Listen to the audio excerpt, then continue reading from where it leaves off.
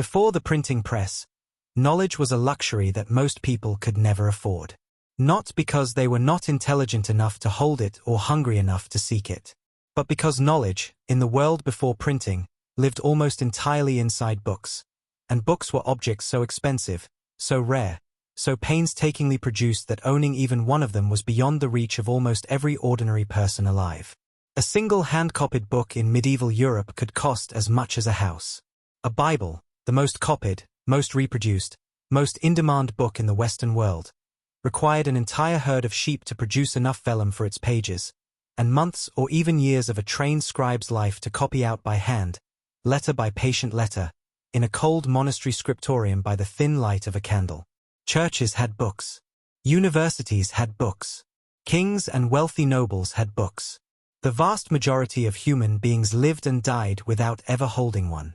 And then a goldsmith from the German city of Mainz spent years of his life, every coin he had, and every fragment of his considerable genius on a machine that would shatter that world so completely and so permanently that historians still argue about whether any single invention in human history has changed civilization more profoundly. His name was Johannes Gutenberg, and almost everything about him, including the exact details of what he actually invented and when, is wrapped in mystery, legal dispute, and the particular kind of historical fog that tends to surround people who change the world before the world has developed the tools to properly document what they are doing. What we know for certain is this. Johannes Gutenberg was born in Mainz, Germany, sometime around 1400, possibly a few years earlier, possibly a few years later. He came from a family of some social standing. His father was associated with the ecclesiastical mint, the institution responsible for producing the coins of the Archbishop of Mainz, which meant that Johannes grew up with a knowledge of metalworking that would prove, in ways he could not have anticipated as a child, to be the specific technical foundation on which one of history's greatest inventions was built. He was educated, ambitious, practical, and apparently possessed of both genuine mechanical ingenuity and a deep and persistent inability to manage money, legal relationships, and business partnerships without eventually ending up in court. By the 1430s, Gutenberg was living in Strasbourg, having left Mainz under circumstances that are not entirely clear but that seem to have involved some combination of political tension and financial pressure. In Strasbourg he was already working on something secretive, something that his business partners and associates knew existed but whose exact nature he guarded carefully. Historical documents from Strasbourg in the 1430s reference a mysterious project that Gutenberg was pursuing, described vaguely in the legal records that survive from disputes with his partners as an art and adventure that required significant investment and promised significant returns. What exactly that art and adventure was, the documents do not say. But most historians believe that even in Strasbourg, years before the first printed Bible rolled off his press in Mainz, Gutenberg was already working on the fundamental problem that would eventually make him immortal. The problem was this. If you wanted to reproduce text mechanically, to press ink onto a surface in the shape of letters, you needed some way to arrange the letters quickly, cheaply, and accurately, and then rearrange them again for the next page and the one after that. Woodblock printing, which had existed in China and East Asia for centuries and had been used in Europe for producing simple images and playing cards, cut entire pages of text into wooden blocks, which worked but was enormously slow, expensive, and inflexible. Once you had cut a wooden block for a particular page of text, that block was good for printing that page and nothing else. It could not be taken apart and reassembled into a different page. Every new page required an entirely new block, cut from scratch by a skilled craftsman. What Gutenberg conceived, and what makes his contribution genuinely revolutionary rather than merely incremental, was the principle of movable type, individual letter forms that could be arranged into words and lines and pages, used to print as many copies as needed, and then disassembled and rearranged into an entirely different text. The idea of movable type was not, strictly speaking, new. Chinese inventor Bai Sheng had created movable type from baked clay around 1040 AD, for centuries before Gutenberg. Korean printers had created metal movable type in the 13th century. But these earlier systems had never produced the revolution in information that Gutenberg's system would, partly because of the nature of the Chinese and Korean writing systems with their thousands of characters, and partly because of the particular social and economic conditions of East Asia at the time. What Gutenberg added to the existing idea of movable type was a set of specific, practical, brilliantly conceived technical solutions that turned a promising concept into a working industrial system. The first was his method of casting individual type pieces. He developed a hand mold, a small adjustable device that allowed a craftsman to cast individual metal letters quickly, accurately, and in any quantity needed. Each letter was cast from a carefully formulated alloy of lead, tin, and antimony that melted at a low enough temperature to be practical but cooled quickly enough to be efficient, and that was hard enough to withstand the repeated mechanical pressure of printing without deforming. The alloy was Gutenberg's own formula, developed through extensive experimentation, and it was so well conceived that versions of it remained the standard for typecasting for the next 400 years. The second crucial innovation was his ink. Existing inks used for writing and for woodblock printing were water-based. They worked fine for applying pigment to a surface by hand or by the gentle pressure of a woodblock, but they did not adhere properly to metal type under the kind of firm, even mechanical pressure that a printing press required. Gutenberg developed an oil-based ink, thick, viscous, deeply pigmented, with an adhesion and a drying time that worked precisely with his metal type and his press mechanism.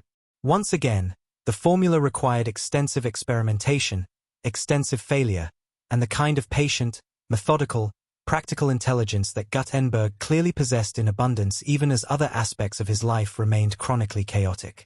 The third innovation was the press mechanism itself. Gutenberg adapted an existing technology, the screw press used in winemaking and in producing linseed oil, to the specific needs of printing. The screw press was already well understood in medieval Europe, and Gutenberg did not invent it. What he did was modify and refine it so that it applied even, controlled pressure across an entire page of type simultaneously, transferring ink uniformly from the metal letters to the paper or vellum below. The result was a machine that could print a single page in a few seconds, a page that would have taken a skilled scribe several hours to copy by hand. Together, the movable type cast in his custom alloy, the oil-based ink formulated for metal type, and the adapted screw press mechanism, these three innovations formed a system. A complete, integrated, practical system for mechanical text reproduction that was faster, cheaper, more accurate, and more flexible than anything that had existed before it. No single one of these innovations would have been sufficient on its own. Together, they were a revolution. By the late 1440s, Gutenberg had returned to Mainz and was working in earnest on what would become the crowning achievement of his invention, the production of a complete printed Bible. The Gutenberg Bible, as it is now known, or the 42-line Bible as scholars often call it because of the 42 lines of text on each column of each page, was not a rushed product or a simple demonstration. It was a masterwork. Gutenberg and his team, for by this point he was working with skilled craftsmen, compositors, and press operators, produced approximately 180 copies, some on paper and some on the far more expensive vellum. The typeface was designed to closely resemble the finest hand-lettered manuscripts of the day, with a beauty and regularity that actually exceeded what the best scribes could produce by hand. The pages were designed with careful attention to proportion, spacing, and visual harmony. Gutenberg wanted to produce not just a functional product but a beautiful one. He understood, with the instinct of both a craftsman and a businessman, that his new technology would only displace the hand-copied manuscript tradition if it could match or exceed the quality that wealthy buyers expected from the books they purchased. He was right, and he succeeded. When the completed Gutenberg Bibles began to circulate in the mid-1450s, a papal representative named Ennius Silvio Piccolomini, who later became Pope Pius II, wrote to a cardinal describing the books he had seen at the Frankfurt Book Fair and expressing astonishment at their quality. He had seen pages, he wrote, with a script so neat and legible that one could read them without glasses. He reported that all copies had already been sold before he arrived. There were buyers lined up for the books before they were even finished printing. But while Gutenberg's press was producing its masterpiece, something was going wrong in the financial arrangements that kept his workshop running. The production of the Bible required years of work, enormous quantities of expensive materials, and a team of skilled workers who all needed to be paid. Gutenberg had funded much of this through loans from a wealthy Mainz businessman named Johann Fust, and by 1455 those loans had accumulated to a sum that Gutenberg could not repay. Fust sued. The court ruled in his favor. And in one of the most bitterly ironic moments in the history of technology, Johannes Gutenberg, The man who had just invented one of the most transformative machines in human history was stripped of his press, his type, his workshop, and his printed Bibles, and left with almost nothing to show for the years of work and investment that had produced them. Fust took the press and the equipment and formed a new printing partnership with Gutenberg's former assistant, Peter Schäfer, who had been one of the most skilled craftsmen in Gutenberg's workshop. This new partnership went on to become one of the most commercially successful printing operations of the early era. Gutenberg, meanwhile, apparently managed to establish a smaller printing operation. There are references suggesting he continued to print after the loss of his original workshop, but he never reclaimed the commercial success or the historical prominence that his invention deserved to bring him. He received some recognition toward the end of his life. In 1465, the Archbishop of Mainz granted him the title of Gentleman of the Court, which came with a stipend, court clothing, and an exemption from certain taxes, a late and modest acknowledgement of what his city and his civilization owed him. He died in 1468, in Mainz, the city where he had been born. He died poor. He died without having received in his lifetime anything approaching the recognition that history would eventually grant him. Because history's verdict on Gutenberg is enormous. The printing press did not just make books cheaper and more available, though it did that with extraordinary speed. Within 50 years of Gutenberg's Bible, printing presses had been established in every major city in Europe. By 1500, just 4 to 5 years after the Gutenberg Bible was completed, European presses had produced an estimated 8 to 20 million books.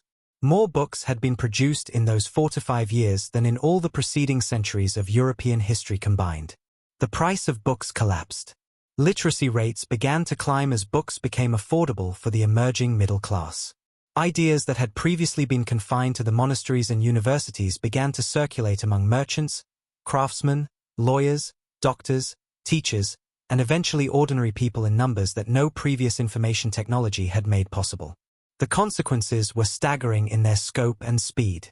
Martin Luther's Reformation, the movement that split European Christianity and reshaped the political and religious landscape of the entire continent, was, among other things, a product of the printing press. Luther's 9-to-5 Theses, nailed to a church door in Wittenberg in 1517, were printed and distributed across Germany within weeks. His German translation of the Bible, printed in mass quantities and sold at a price ordinary people could afford, put the foundational text of European Christianity directly into the hands of people who had previously had to rely entirely on what their priests told them it said. The result was a religious revolution that changed everything from the political structure of Europe to the personal spiritual lives of millions of individual people. The scientific revolution followed. The ability to publish experimental results and theoretical arguments in printed form, in editions of hundreds or thousands of copies that could circulate across national borders and be read by scientists across Europe, created the first genuine scientific community, a community of scholars who could build on each other's work, challenge each other's conclusions, and accumulate knowledge in a systematic and cumulative way that was only possible because print made that knowledge stable, reproducible, and widely accessible. Copernicus, Galileo, Newton, the giants of the scientific revolution all worked in a world shaped by the printing press, publishing results and arguments that reached audiences their predecessors could never have imagined. The Enlightenment followed. The encyclopedists of 18th century France, who set out to gather and publish all human knowledge in a form accessible to every educated reader, were only conceivable because of the printing press. The American and French revolutions, fueled by pamphlets and newspapers and political tracts that spread radical ideas with a speed and breadth that no previous information technology had allowed, were products of a world transformed by print. Gutenberg did not intend any of this. He was a craftsman and a businessman trying to produce beautiful books more efficiently than scribes could produce them by hand. He wanted to make money. He wanted to demonstrate his genius. He wanted, probably, to prove something to himself and to the world about what was possible when skill and ingenuity and persistence were applied to a problem worth solving. He did all of those things, and then the world took what he had made and used it in ways he could not have predicted and did not live to see. He died poor and largely unrecognized in a small German city. And the world he left behind, the world of mass communication and widespread literacy and democratized knowledge and the free circulation of ideas that we live in today, would have been utterly unrecognizable to the world he was born into. One goldsmith. One machine. One set of brilliant, practical, patient technical solutions to a problem that had seemed unsolvable. And the entire modern world poured through the gap he opened.